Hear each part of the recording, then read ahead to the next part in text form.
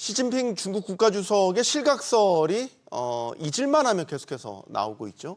이런 가운데 중국 지도부의 베이다이어 회의가 시작됐습니다. 이 베이다이어 회의는 중국 지도부가 여름 휴가를 겸해서 국정을 논하는 자리로 알려져 있죠. 자, 올해는 시진핑 주석의 실각설과 함께 미국의 도널드 트럼프 대통령이 촉발한 미중 관세 전쟁 같은 중요한 이슈들이 발생하면서 이 회의에 대한 관심도 커지고 있습니다. 중국은 우리에게 있어서도 중요한 외교 파트너, 또 경제 파트너죠. 이번 회의의 의미와 또 앞으로 미중 관계 어떻게 발전해 나갈 수 있을지 꼼꼼하게 따져보도록 하겠습니다. 함께해 주실 분들 소개해드리죠. 숭실대 글로벌 통상학과 구기보 교수 나오셨고요. 또 용인대 중국학과 박승찬 교수, 한남대 중국경제통상학과 정상은 교수 나오셨습니다. 안녕하십니까? 맞습니다. 안녕하세요. 용어만 토크쇼 직설은 SBS 비디 뉴스 앱과 유튜브에서 실시간으로 시청이 가능합니다. 자, 제가 앞서 잠깐 말씀드렸지만 이제 베이징 근교 허베이성에 있는 휴양지 베이다이허에서 중국 지도자들이 이제 모였습니다. 먼저 이 베이다이어 회의라는 게 이제 어떤 회의길래 우리가 관심을 가져야 되냐, 이 부분을 좀 먼저 질문을 드리겠습니다. 박 교수님, 네. 이게 무슨 회의입니까?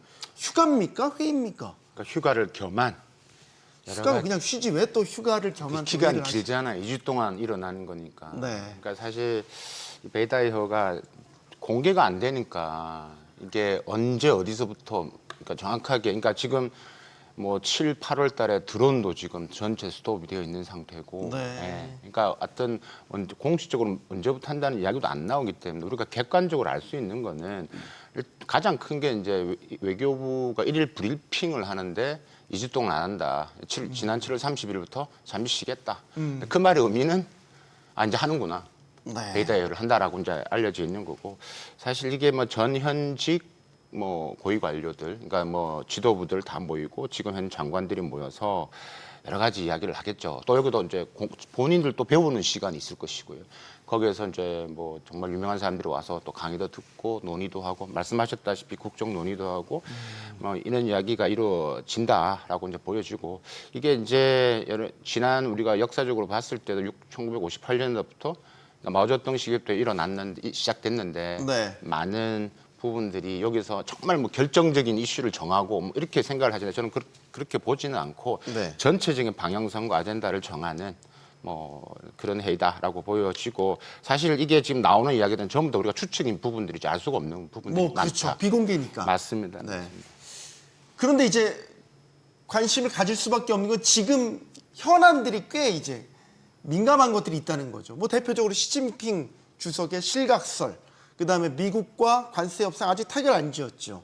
한참 진행 중이고 이제 연장되냐 마느냐 그것도 명확하게 지금 매듭 지어지지 않은 상태에서 이런 회의가 들어가니까 당연히 이제 어떤 이야기를 할까 관심이 가는 거죠. 정 교수님. 예, 그 시진핑 실각설 가지고 그 말이 많지 않습니까? 네. 근데 사실 이게 실체가 있냐 없냐 말이 많은데 사실 실체가 있죠, 어느 정도는. 이게 방구가 잦으면 뭐가 나온다고, 이전에 없었던 얘기들이 중국에서 해외에서 나온다는 얘기는 그 시진핑의 권력이 이상 기후가 있다는 얘기고, 이 민심이 많이 이반했다는 얘기입니다. 13년 동안 장기 독재를 지금 하고 있어서 네. 상당한 피로감을 느끼고 있고, 그리고 이 독재를 강하다 보니까 통제를 강화하고 권력을 강화하기 위해서 자기 사람 심기 하고, 그리고 군부에는 이제 그 군부가 워낙 중요하니까 군부에 자기 사람 심기 위해서 숙청을 또 여러 차례 했지 않습니까? 네. 그래서 이 실각설 같은 게 주로 인민의 반군 관련돼서 많이 나오는데, 뭐 그 잠깐만 말씀드리면 인민의 반군 구테타설 같은 거는 사실 거의 불가능합니다, 중국에서는. 왜냐하면 인민의 반군이 230만 명인데 그중에 70만 명이 공산당원이에요. 그리고 당 조직이 9만 개가 있습니다. 그래서 이 당에서 모르게 군부가 움직인다는 건 거의 불가능하기 때문에. 네. 근데 그만큼 뭐 피로감이 높다는 얘기죠. 민심이 많이 떠났다는 얘기예요. 장기 집권에 따른 피로감이 예, 있다는 거고. 그래서 네. 베이다이어에 이 그 얼마나 많은 그 사람들이 오느냐, 그 원로들이 얼마나 오느냐, 뭐 네. 이런 거에 따라서 좀 성격이 많이 달라지겠지만, 베이다이어 회의가 원래 그 핵심은 7인의 상무위원이거든요. 최고 권력자들 7명이 네. 각기 모여서 이제 그 현안, 뭐 미중 간 관세 현안 같은 것도 여기서 난상 토론을 하고 네. 뭐 권력 그 후계 구도 같은 것도 여기서 토론을 하고 하는데 서로 이제 계파가 좀 달랐기 때문에 그 전에. 네. 근데 지금 7명이 전부 다 시진핑을 제외하면 나머지 6명이 시자진이라고 하는 시진핑의 가신 그룹이거든요. 그래서 뭐 7명이 모여서 뭐 토론할 게 없습니다. 그래서 사실 큰 뭐가 나올 것 같지는 않습니다. 후계 구도 관련해서는 그 권력 관련해서. 지금 자연스럽게 뭐 이제 시진핑 주석의 실각설에 대한 이야기를 또 뭐 이야기를 해주셔서 그 질문으로 넘어가겠습니다. 그래서 베이다이어 회의를 계기로 뭐 이런 실각설에 더 잦아들지, 뭐 아니면 혹은 또 다른 뭐 의혹이라고 할까 설들이 또 돌지 뭐 알 수는 없지만 교수님은 어떻게 보세요? 시진핑 주석의 실각설에 대해서. 예, 실각설 관련해서 공식적으로 나온 곳은 중국 내부가 아니고 이제 미국에서 시작이 됐습니다. 미국의 이제 전직 고위 관료들이 시진핑의 건강 이상설 뭐 이런 걸 바탕으로 해서 이제 실각설을 제기를 하고, 특히 이제 4월달에 이제 그런 문제들을 제기를 했는데 5월달에 이제 브라질에서 있었던 브릭스 정상회의에 시진핑 주석이 불참을 하게 됩니다. 예, 그게 이제 더해지면서 시진핑 실각설이 약간 힘을 얻었었는데 그 이후에는 이제 좀 잠잠해지는 경향들이 있습니다. 실각설에 대해서 이제 그 중국과 가장 민감하게 이렇게 대치하고 있는 대만 같은 경우에서도 이제 이거를 공식적으로 부인을 하고 있습니다. 네. 예, 부인하는 근거를 보면은 이제 시진핑 주석이 공식 석상에 등장하는 횟수 뭐 이런 것들이 전과 비슷하고, 그 다음에 이제 언론 보도 횟수라든가 이런 것들도 별로 차이가 없다. 특별한 징후가 보이지 않는다. 뭐 이런 얘기들을 하고 있습니다. 예. 네, 박 교수님. 직설이니까 하고 직설해 싶은 주세요. 이야기를 다 해야 될 것 같아요. 네. 제가 정상 교수님 좋아하는 존경하는 교수님이기도 합니다. 한데 그러니까 저는 이 실각설을 자꾸 우리가 이런 논의하는 자체가 매우 의미가 없다라고는 생각이 듭니다. 그러니까 일단 저의 부분에서는 거기에 대한 여러 가지 이야기가 있는데 실각에 대한 부분은 사실 우리 국익에 도움이 되지 않는다라고 생각이 듭니다. 그러니까 무슨 말씀이냐면 이게 유난히 대한민국 과 이제 그 미국의 이제 극우 쪽 부분들에 의해서 일어나는 건데, 이게 많아지면 우리가 나중에 이제 한중 관계 입장에서도 여기에 대한 설명을 자꾸 이제 해야 됩니다. 그럼 그 자체가 일단 지고 가는 겁니다. 그렇기 때문에 근거가 없는 것을 이제 이야기를 한다는, 자꾸 논의가 된다는 자체가 정부한테 별로 우리 국익에 도움이 되지 않는다 말씀을 드리고 싶고, 말씀하셨던 아까 이제 이게 출발 자체가 결국 이제 반중에 시작되는데, 이게 가장 대두되는 게 국가안보보좌관 트럼프 일기 때 그 마이클 클린이라는 분이 있는데, 이분이 국가안보보좌관이기 때문에 자꾸 무게를 싣고 이걸 대만의 자유시보가 받아서 또 하고 이야기를 하는데, 이 마이클 클린 이분은 한 달도 안 하셨어요. 이게 러시아 이슈 때문에 되면서 바로 이제 흔히 말하는 잘리신 분이거든요. 네. 그러니까 그다음에 있기 때문에 여러 가지 부분에서 지금 이런 시진핑 실각설은 다음 측근의 이야기도 측근이 다 측근들인데 누구는 측근이고 측근이 아니고 이렇게 이야기를 하는 상황이 아니다라고 말씀을 드리고 싶고, 이 이슈는 가장 제일 잘하는 게 미국입니다. 미국 내에서 이렇게 조용하지 않고요. 지금 마이클 클린도 지금 뭐 미국 내에서 워낙 극우로 알려지신 분이고, 지금 뭐 트럼프 일기 때 쿠데타를 해야 된다 이런 말이 나오는 거기 때문에 네. 좀 더 우리가 좀, 저는 개인적으로 네. 뭐 지금 뭐 반도체나 좀 생산적인 이슈가 더 우리한테 기업들한테 도움이 되지 않나라는 생각을 가지고 있습니다. 뭐 하나만 더 여쭤보고 싶으면, 그러면 사연임이 가능할까요? 지금 좀 시기가 좀 빠른데, 빠르긴 하지만 네. 어쨌든 실각설과 같이 연계돼서 나오는 이야기라서 요거 하나만 더 짚고 가겠습니다. 사연이 가능하다고 보시는지.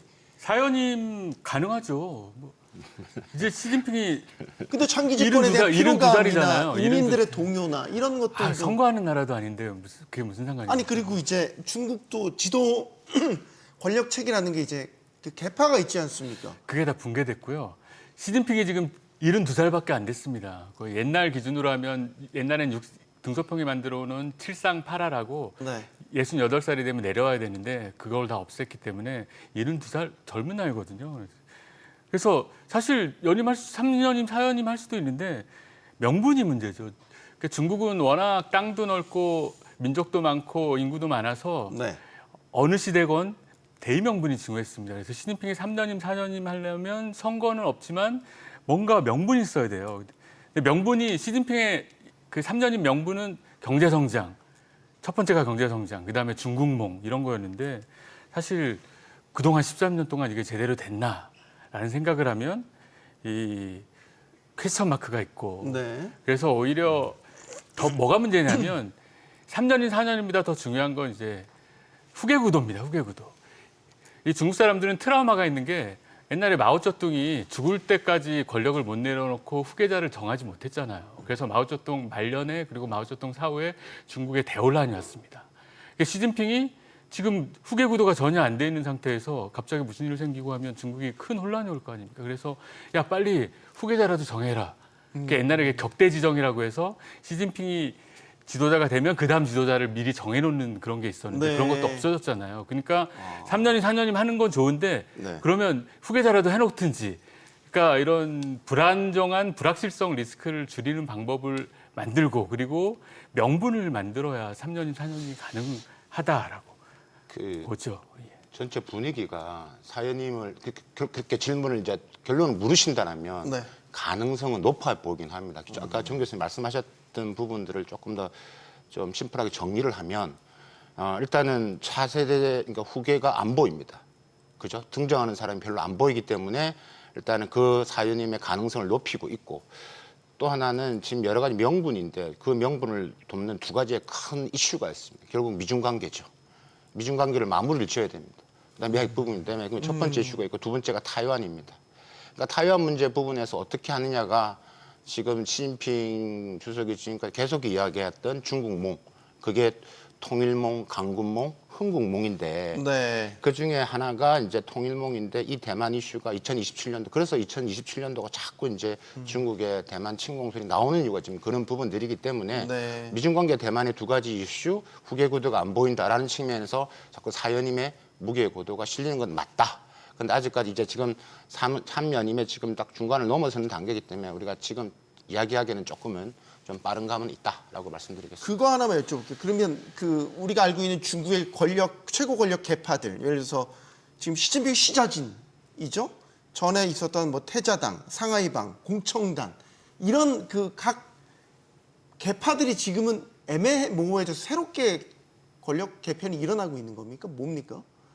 그러니까 아까 희미해졌다고 말씀하셨길래 제가 질문을 드리는 거예요. 원래 그 약간씩 돌아가면서 하는 그런 암묵적 질서 같은 게 있지 않았나요? 중국 그래서 권력에? 그 시진핑 이전에는 7명이 그 상무위원이 3명이 공청단, 3명이 상하이방. 네. 그리고 시진핑은 없었어요.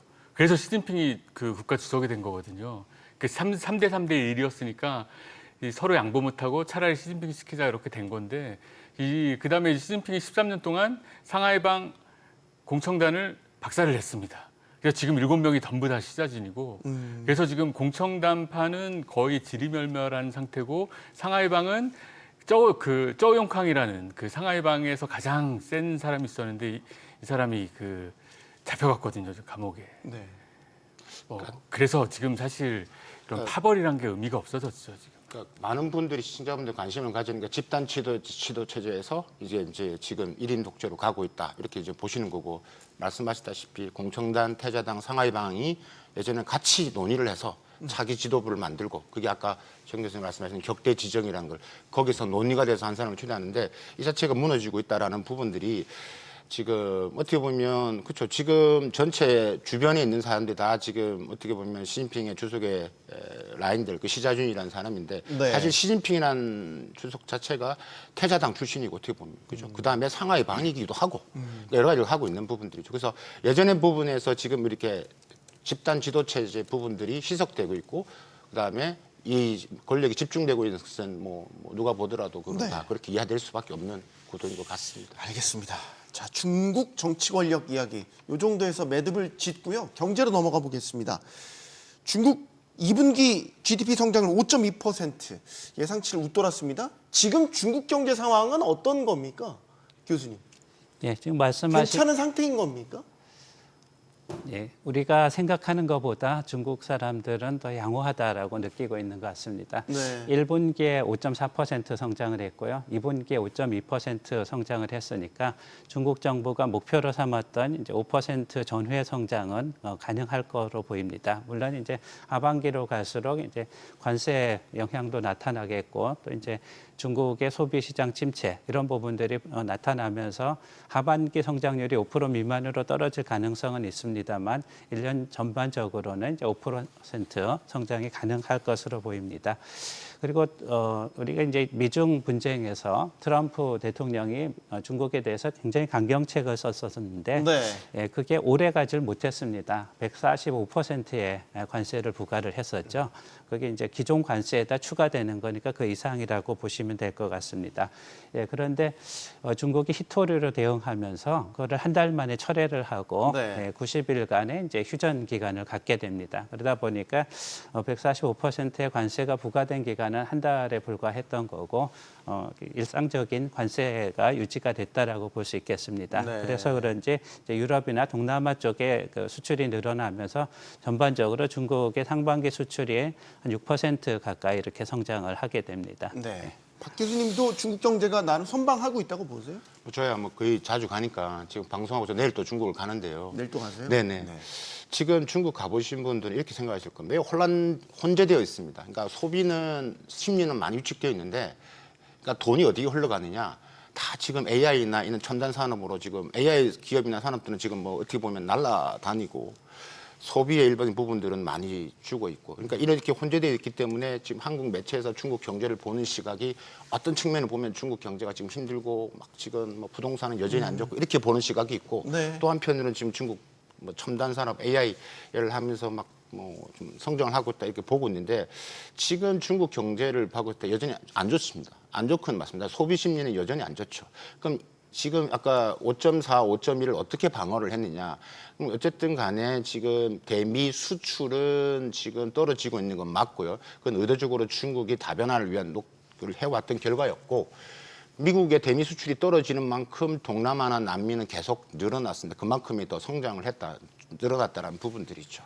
그래서 근데 이게 문제가 3분기가 저는 이제 그러니까 보고 있는데, 3분기에서 지금 왜 관세가 지금 30%인데 사실 이 펜타닐 관세까지 하면 50%가 넘습니다. 이걸 잘 버텨낼 수 있느냐? 중국도 사실 힘들다라는 부분들이고, 때문에 우리가 미중 관계 얘기는 또 잠시 후에 말씀드리겠지만, 저는 3분기에서 5%를 방어를 할 것이냐, 이게 이제 관건이다라고 보여지고, 4분기는 전통적으로 중국이 소비를 끌어올리는 시기이기 때문에 여러 가지 뭐 광군제도 있고 여러 가지 뭐 페스티벌이 많기 때문에 마지막으로 맞추는, 그러니까 전체 5% 맞추는 시기라고 보기 때문에 3분기에서 중국이 저 방어를 어느 정도 해주냐에 따라서 거기에 따라서 지금 5.4, 5.2이기 때문에 지금 5.3이 나왔어요. 그럼 3분기에 중국 정도가 4.8까지 간다 하더라도 4분기에서 한 5.5%만 가더라도 5% 내외는 무난하게 이루어질 것으로 보여진다. 네. 조 교수님께도 의견 듣겠습니다. 이 구체적으로 좀 보면 소매가 지금 소매 판매가 5.5% 늘었습니다. 2분기에. 네. 이게 왜 늘었냐면 이구환신이란 걸 하거든요. 그렇죠, 그래서 이구환신. 이구환신을 네. 지금 거의 작년부터 1년째 하고 있는데, 자동차를 교환하면 대당 최고 한 380만 원을 줍니다. 그러니까 이때도 하고 지금 1,000만 대 정도 신청을 했거든요. 그러니까 이런 식으로 지금 소매 판매를 늘리고 있어요. 그래서 이게 효과가 얼마나 갈까? 한 7월인가 8월인가 끝나거든요. 이게 이구환신 1년이. 네. 그래서 뭐 소매가 좋으니까 제조업 생산도 6.8% 늘어났고, 그리고 이 박 교수님 말씀하신 것처럼 미국 대미 수출이 줄어드는 걸 다른 베트남 수출이 19%가 늘고 태국 수출이 22%가 늘었거든요. 그래서 이렇게 하고 있는데 이게 얼마나 오래 갈까? 결국 이제 하반기에 이제 대미 수출이 붕괴되기 시작하면 도미노 효과가 와가지고, 어차피 베트남에 수출하는 게, 중국이 베트남에 수출하는 게 베트남이 미국 수출용 그 거의 중간지대인데, 도미노처럼 다른 지역 수출도 이제 어려워지지 않을까 해서 하반기 가면 좀 상당히 좀 곤란한 상황이 있을 수도 있다라는 생각을 합니다. 시청자분들 한 가지만 더 추가 말씀드리면, 네. 지금 소매 지금 판매 증가를 했는데, 이 소매 판매 전체를 보면 증가를 했는데, 안을 더 들어가서 보면 네. 외식 소비는 줄어들고 있어요. 그러니까 중국의 외식 사람들이 먹고 하는 걸 많이 썼단 말이죠. 근데 지금 민간 소비, 그러니까 특히 밥 먹고 가족끼리 이제 파는 것들이 좀 유축되니까 좀 줄어들고 있는데 중요한 것은 공공 소비죠. 그러니까 요즘 지금 분위기가 중국 가보시면 아시겠지만 중국 공무원들이 뭐 거의 뭐 밥도 안 먹고 식사도 안 하고 금주령까지 내려진 상태이기 때문에 중국 공공 소비의 영향이 미치는 게 매우 크거든요. 회식도 많고. 그러니까 이게 지금 올 3월부터 지금 중국 그러니까 CNP 부분에 있어서 뭐 우리가 뭐 지금 여러 가지 공무원들 뭐 기강을 잡는다라고 해서 이게 지금 계속 이어지고 있는데 이 공공 소비가 줄어듦으로써 지금 외식 소비도 지금 좀 떨어지고 있다. 그래서 소비가 지금 3분기에서도 이제 더 떨어지면 지금 아까 이구안신으로 버티고 있는데 네. 이게서 떨어지면 그러니까 3분기에서 좀 떨어질 가능성은 배제할 수 없다라고 저는 보는 거죠. 알겠습니다. 자, 미국과 중국은 얼마 전 협상을 통해서 상호 관세 유예를 90일 더 연장하기로 잠정 합의했습니다. 하지만 유예에 대한 잠정 합의일 뿐 관세 전쟁은 여전히 현재 진행형이죠. 자, 미국과 중국의 목소리 차례로 듣고 계속 토론 이어가겠습니다. China's tough, and like you're tough, you know, we're all tough, yes. But we're going to see what happens. 中美双方经贸团队将继续保持密切沟通，就经贸议题及时交流。 하나만 정리해보죠. 지금 90일 더 유예하기로 합의를 정확히 한 겁니까? 명확하게 양 정상이 시진핑 주석과 트럼프 대통령이 소위 말해서 오케이 사인을 낸 겁니까? 아직은 했다고 아는데 이게요. 공식 발표는 아직 없는 것 같아서 7월 30일 날 잠정 합의를 하고 트럼프가 또 코멘트를 했습니다. 이거 잘 된 거다. 그럼 예. 근데 이게 국가 간 합의인데 그냥 말로 그냥 그렇게 하나요? 합의된 게 아니잖아요. 합의된 건 아니죠. 그러니까 연장하자고 하는 지금 거죠. 예, 연장하자는 거죠. 그러니까 이게 지금 중국도 같은 코멘트이기도 하죠. 그러니까 이거는 어느 정도 90일 연장하는 게 어느 정도 서로 간에 교감이 있었던 컨센서스가 이루어졌다라고 말씀드리는데 이게 뭐 문서가 된 거 아니냐라는 부분인데 지금 합의된 나라도 공동 성명도 그 문서가 없는데 지금 일단 이거는 유예하는 거기 때문에 이런 부분에서는 일단 없는 것 같고 지금 그냥 뭐 또 추가적으로 말씀드린다면 저는 이 지금 미중 간의 부분에 있어서 이번에 합의 부분에서는 사실 두 나라 간의 어떻게 보면 서로 간의 속셈이 좀 다르다, 속내가 다르다라고 생각이 듭니다. 네. 그러니까 일단은 중국 입장에서는 일단은 이 시간이 길면 길수록 중국한테는 결코 나쁘지 않습니다. 예, 중국은 이런 유예 기간을 끌면 끌수록 여러 가지의 공간이 많이 생기기 때문에 결코 나쁘지 않다라는 생각이고 여러 가지 방법에서 뭐 지금 그게 반도체든 뭐 여러 가지 미국이 대중국 제재를 하고 있는 부분에서의 지금 할 수 있는 부분들 혹은 뭐 밀어내기에 수출할 수 있는 여러 가지 부분들이 공간적인 부분들이 있기 때문에 나쁘지 않다. 그럼 미국은 왜 이게 동의를 했느냐? 미국 입장에서 저는 이렇게 생각을 합니다. 미국의 트럼프 혹은 베센트 장관의 생각이 이런 것 같습니다. 지금 뭐 앞에서 말씀하셨다시피 지금 두 나라 간의 반도체와 히토리가 지금 부딪히는 부분, 특히 지금 미국은 히토류 부분에서는 지금 일단 국방부 스스로 해결을 지금 우리가 말하는 군수 장비, 뭐 스텔스나 이지스함 여기에 몇천 킬로그램 이상의 히토리가 들어가는데 이건 바로 지금 문제가 되기 때문에 그래서 지금 우리가 머티리얼스 미국에서 지금 미국 정부가 지금 바로 해서 지금 투자를 해서 지금 그걸 이제 국가 차원에서 관리를 하겠다라는 거. 그건 이제 미국 국방부에서 쓰는 거고요.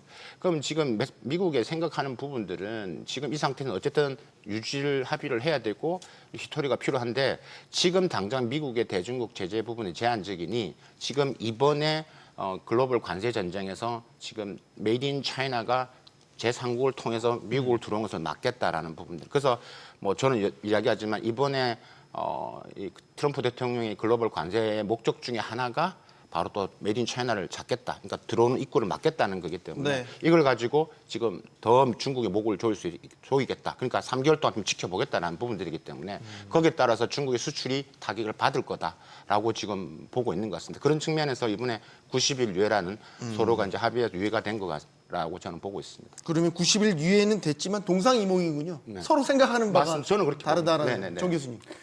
이게 지금 미국이 아직 협상 타결을 못한 주요 국가들을 보면 러시아, 브라질, 인도, 남아공이 있습니다. 네. 이 나라들 특징이 뭐냐면 브릭스입니다. 브릭스. 이 브릭스는 5개 나라들이 또 나름대로 브릭스 회의를 하면서 똘똘 뭉쳐 있고 미국 입장에서도 건드리기가 쉽지 않아요.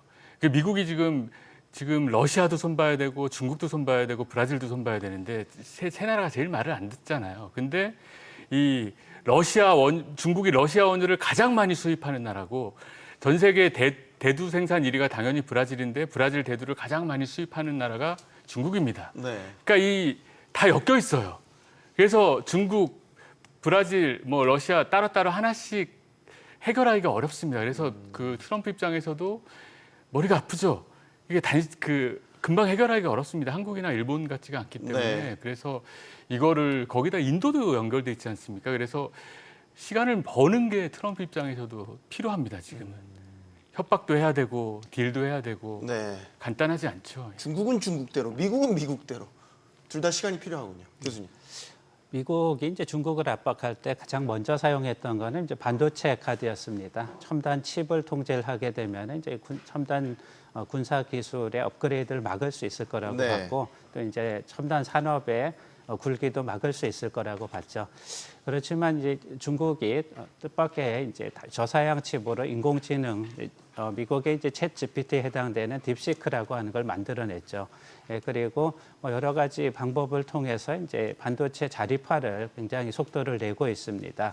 그리고 첨단 기술 쪽에서도 격차를 줄여가고 있고 저사양 칩 쪽에서는 이제 자체 조달 비율이 굉장히 높아지고 있습니다. 결국 이제 반도체 통제는 실패했다 이런 얘기가 나오면서 그동안 통제를 해왔던 H20을 이제 제한을 풀게 됩니다.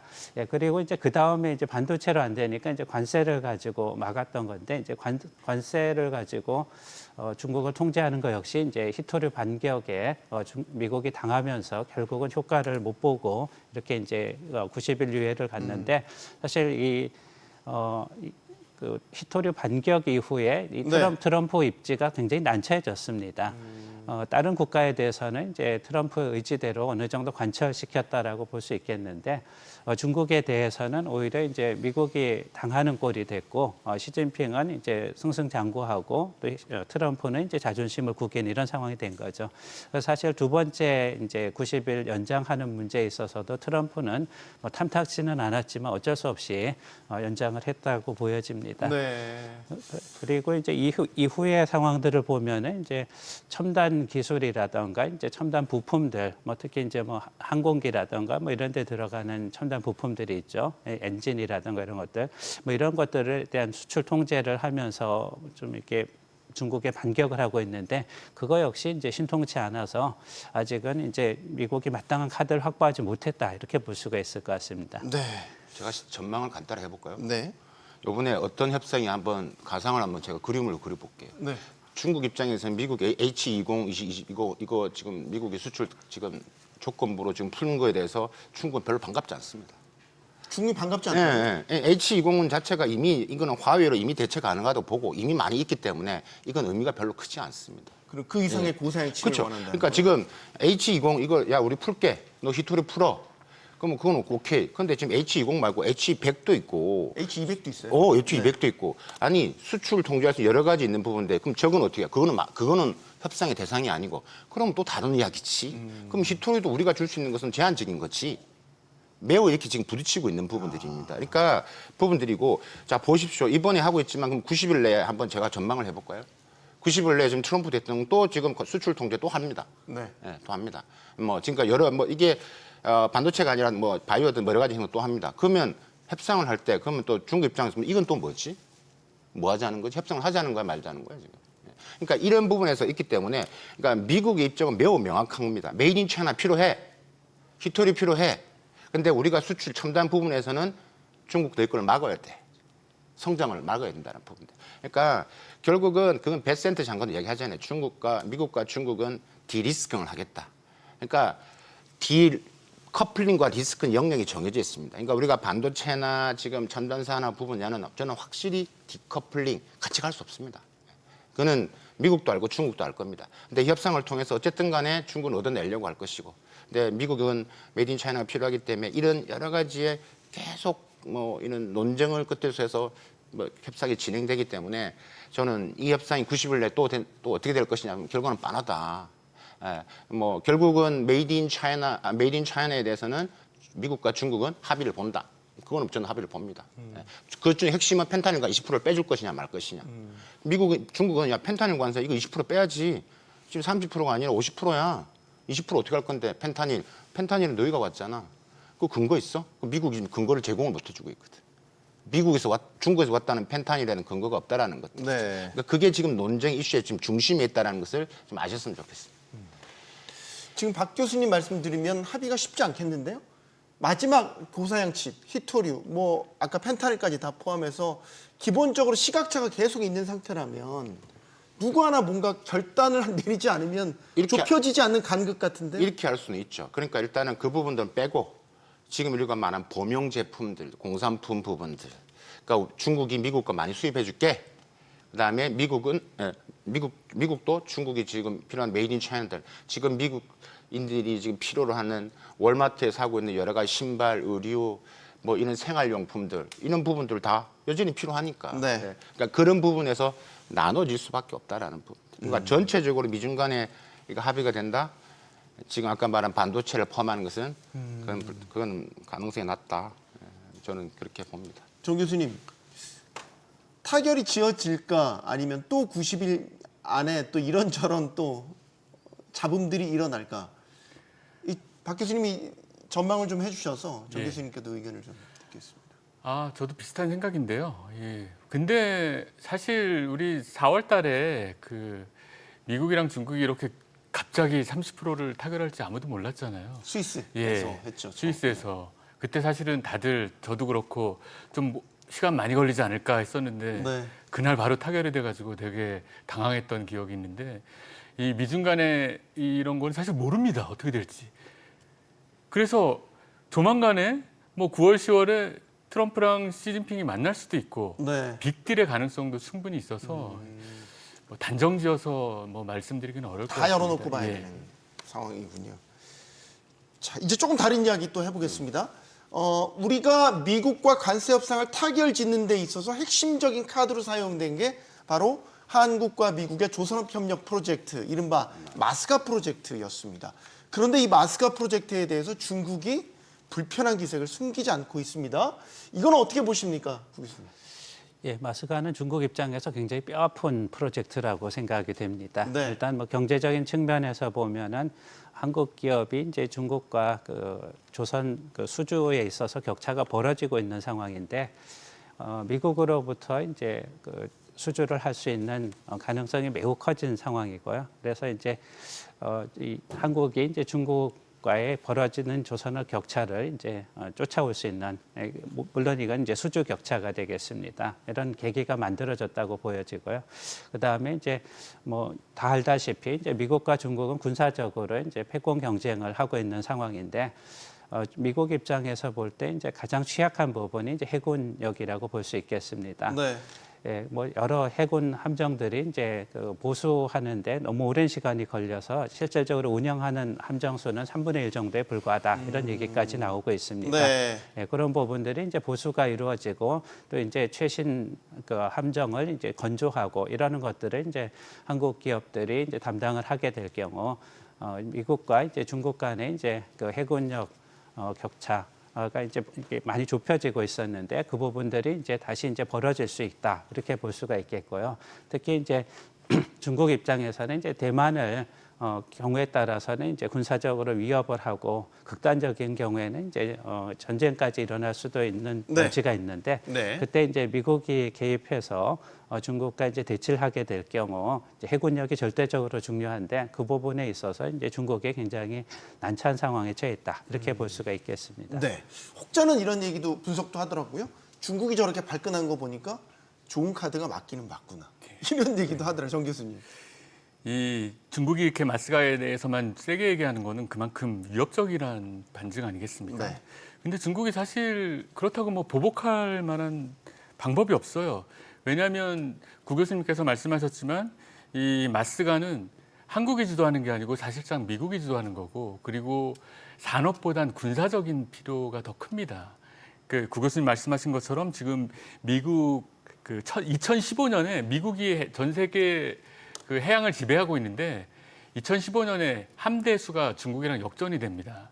지금은 작년 통계를 보니까 중국이 351대고 군함이 미국이 257대입니다. 네. 앞으로 격차는 더 커질 거고.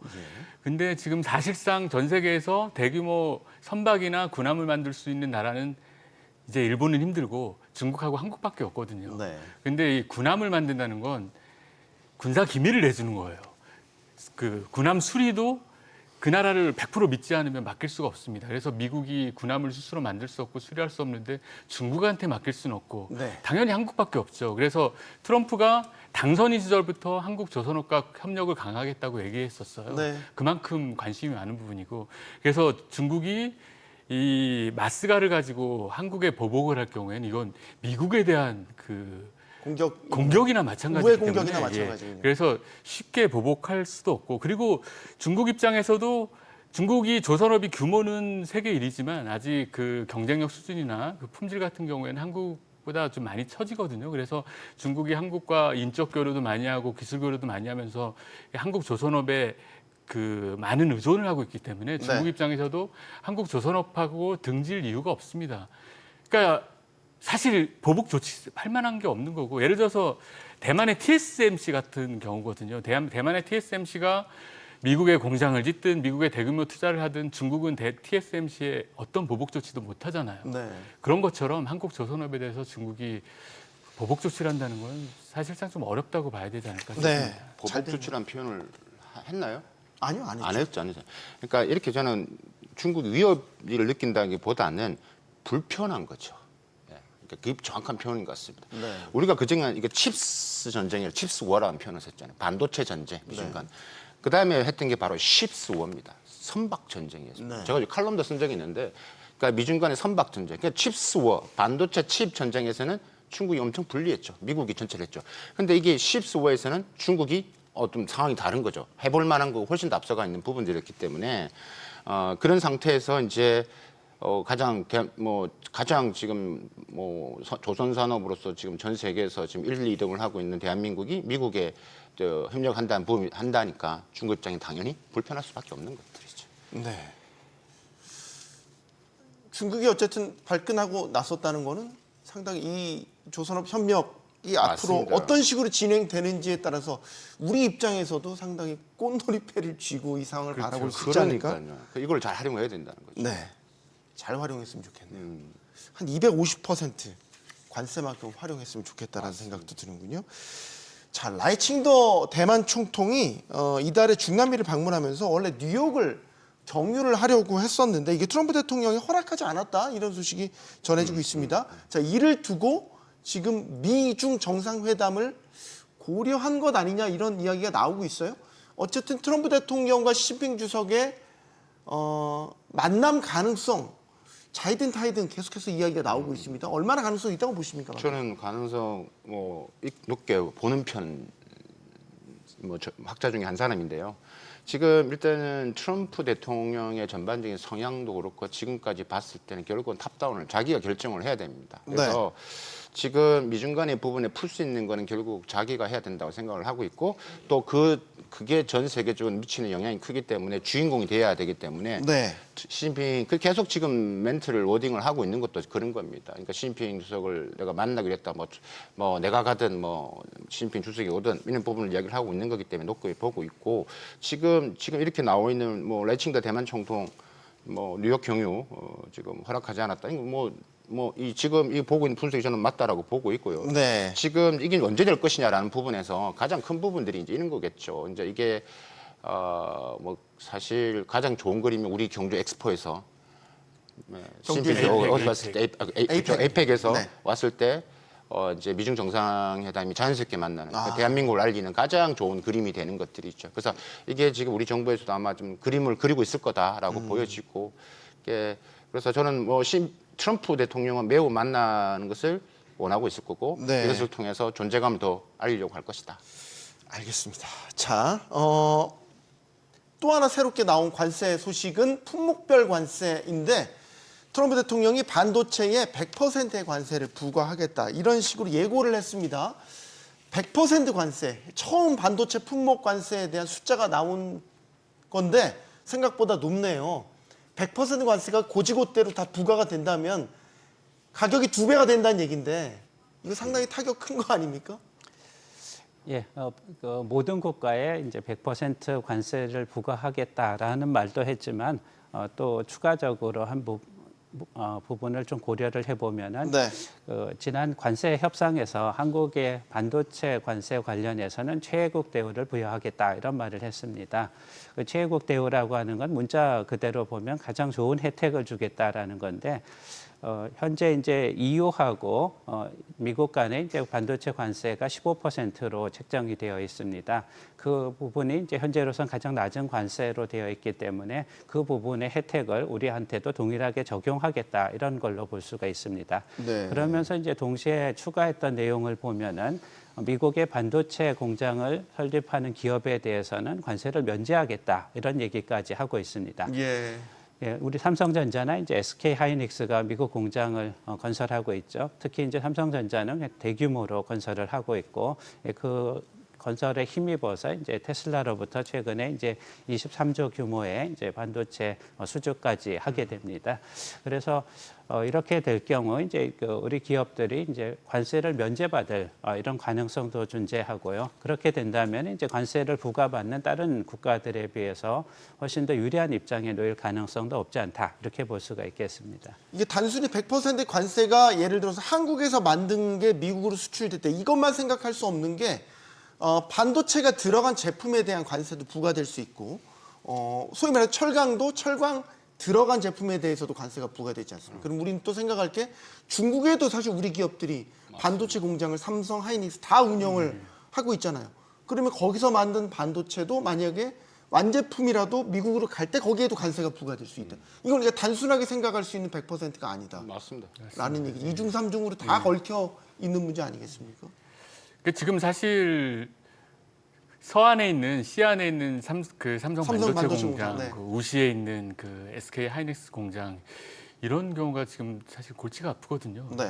그래서 이런 부분을 해결을 해야 되는데 이게 포괄적으로 그 반도체 관련해서 미국과 협상해서 이런 것들이 같이 해결되기가 어렵습니다. 이게 중국과 미국이 또 그 아직 관세가 끝나지 않았기 때문에 그래서 이런 부분에 있어서는 우리가 구 교수님 말씀하신 대로 그 우리 기업들이 그 미국의 현지 생산을 많이 늘리고 있는 부분들 네. 이런 것들을 어필하고 그리고 한중 원래 FTA 그 국가였고 관세가 빵이었지 않습니까? 네. 그런 것도 어필할 필요가 있고 최애국 대우 이런 걸 그 모두 고려해서 그 협상력을 좀 높여야 되지 않을까 그런 생각을 합니다. 지금 그러니까 중국과의 관세 전쟁을 놓고 본다면 중국이 직접 만들어 수출하는 것도 있지만 우회로에 대한 차단도 다 하잖아요. 베트남이나 멕시코나 다 그런 지금 다 100%라는 그럼 반도체도 똑같은 게 그렇죠. 적용된다는 그렇죠. 거잖아요. 그렇기 때문에 사실 이 이슈는 우리가 이미 예상을 했던 거고 품목별 관세가 반도체 올 거라고 예상을 했었던 거 사실 기업도 알고 있었던 부분들인데 네. 알고 있었던 부분들인데 문제는 이 시장의 충격이 제가 생각할 때 그렇게 크지는 않을 거다. 이게 이미 알고 있었. 또 하나 이게 트럼프의 원래 충격 요법이기 때문에 일단 던져놓고 그다음 이제 하는 부분들인데 어쨌든 이런 불확실성이 계속되는 입장에서 사실 어떻게 대응을 하겠어요? 기업입니다 입장에서. 네. 정부가 지금 이번에 대통령께서 이제 곧 한미 정상에 만난다 하지만 이런 부분에 저는 담대한 협상을 했으면 좋겠다라는 말씀을 드리고 싶고 결국은 앞으로 말씀드리잖아요. 제가 앞에서 말씀드린 것처럼 반도체는 미국과 중국. 그러니까 사실 이 모든 부분도 사실 중국을 견제한 게 가장 크거든요.